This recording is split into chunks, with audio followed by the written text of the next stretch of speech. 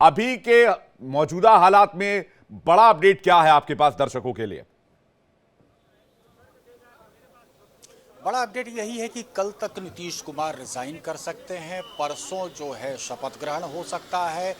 दूसरे खेमे में लालू प्रसाद यादव जबरदस्त तरीके से कोशिश कर रहे हैं कि नंबर गेम में किसी तरह से जो 8 की संख्या घट रही है उसे जुटा लिया जाए, और इसी बाबत जीतन राम मांझी जी को एक ऑफर दिया गया है कि मुख्यमंत्री आपको बना देते हैं। दलित चेहरा पे शायद बहुत ज़्यादा लोग जो है उस पर क्या कहते हैं आक्रोशित नहीं होंगे। दलित चेहरा एक्सेप्टेबल एक चेहरा हो सकता है, तो ये पेशकश लालू प्रसाद यादव की तरफ से हो गई है। दूसरी तरफ कांग्रेस को भी डर सता रहा है कि कहीं उनकी पार्टी में भी भगदड़ ना मच जाए, और इस बाबत तमाम जो 19 विधायक हैं सबको पूर्णिया जाने के लिए कह दिया गया है। जी शिवपूजन, एक और सवाल, फॉर्मूला क्या तय हुआ, इस बारे में कोई जानकारी मिली है? देखिए, जो फॉर्मूला अभी फिलहाल तय हुआ है भाजपा के साथ, शुरुआत में तो नीतीश कुमार चाह रहे थे कि विधानसभा को भंग करके और एक साथ ही लोकसभा के साथ यहाँ चुनाव करा दिया जाए, लेकिन वो फॉर्मूला जो है भाजपा एक्सेप्ट नहीं की। और उसके बाद अब जो फॉर्मूला डिवाइस हुआ है कि नीतीश कुमार की मंशा थी कि सुशील मोदी को लाया जाए, क्योंकि सुशील मोदी हर वक्त ब्रिज के रूप में काम करते हैं, वो डिफ्यूज करते हैं कोई भी टेंशन हो, और भाजपा के शीर्ष नेतृत्व और नीतीश कुमार के बीच में हर वक्त वो ब्रिज का काम करते हैं। तो सुशील मोदी जी का उप मुख्यमंत्री बनना ये लगभग तय है। फॉर्मूला के तहत यही है कि भाजपा जो है 2024 के चुनाव में नीतीश कुमार के साथ जाएगी। वजह साफ है कि भाजपा को भी कहीं ना कहीं 2015 के जो नतीजे आए थे उसका डर सता रहा था। ठीक है शिवपूजन, आपके पास वापस लौटेंगे और ज्यादा जानकारी के लिए डिबेट की ओर चलते हैं। सुमित शशांक, प्रवक्ता बीजेपी के हमारे साथ जुड़े हैं। सुमित जी, आपसे जानना चाहेंगे बिहार की सियासत में क्या होने जा रहा है? आप लोगों को जानकारी होगी, अब बता क्यों नहीं देते? अब दर्शकों को बताइए, बहुत इंतजार हो गया, बहुत सब्र हो गया, हमारे सब्र का बांध भी अब टूटा जा रहा है। कुछ बताइए, वहां से कोई खबर आ रही हो आपके पास?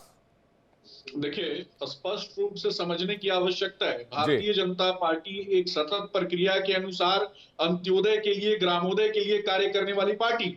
भारतीय जनता पार्टी नीति और एक उद्देश्य के साथ कार्य करने वाली पार्टी है। समाज के अंतिम पायदान पे बैठा हुआ व्यक्ति, चाहे वो मध्यम परिवार से आता है, चाहे ग्रामीण परिवेश से आता है, चाहे वो समाज के अंतिम क्षेत्र से आता है, उसके लिए लगातार भारतीय जनता पार्टी सतत प्रक्रिया के अनुसार कार्य कर रही है। लेकिन मैं बताना चाहूंगा कि आज जिस प्रकार से इंडी अलायंस रूपी भ्रष्टाचार का वृक्ष अर्थात कांग्रेस और इसकी ये जो शाखाएं हैं, जो परिवारवाद का पूरा जमात और समाज में जहर फैलाने का काम कर रही है, इसके खिलाफ भारतीय जनता पार्टी लड़ाई लड़ रही है। और कहीं ना कहीं ये पूरा का पूरा इंडी अलायंस जो है वो लगातार भारतीय जनता पार्टी के खिलाफ दुष्प्रचार फैला रहा है। ये भी समझने की बात है, लगातार आपने देखा होगा नीतीश कुमार कहीं ना कहीं ये लालू यादव के पूरे परिवार से आहत है।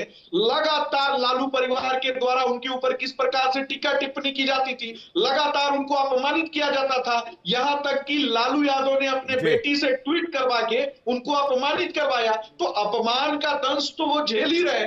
लेकिन रही बात बिहार की, तो बिहार के परिदृश्य में अगर बात होती है तो निश्चित रूप से बिहार का प्रत्येक नेता भारतीय जनता पार्टी नीतीश कुमार आपको कबूल हैं? सवाल तो इस बात का है सुमित जी, सवाल इस बात का नहीं है कि भारतीय जनता पार्टी कैसे कार्य करती है, भारतीय जनता पार्टी के खिलाफ दुष्प्रचार हो रहा है, जो भी हो रहा है, सवाल इस बात का है क्या आपको नीतीश कुमार कबूल हैं? देखिए, मेरा स्पष्ट रूप से यही कहना है कि अंतिम पायदान पर बैठे हुए व्यक्ति के लिए भारत माँ को माँ मानने वाले जो लोग हैं और भारत के जो नीतीश कुमार अंतिम पायदान पे थोड़ी बैठे हैं। भारतीय जनता पार्टी जो है वो स्वागत करती है।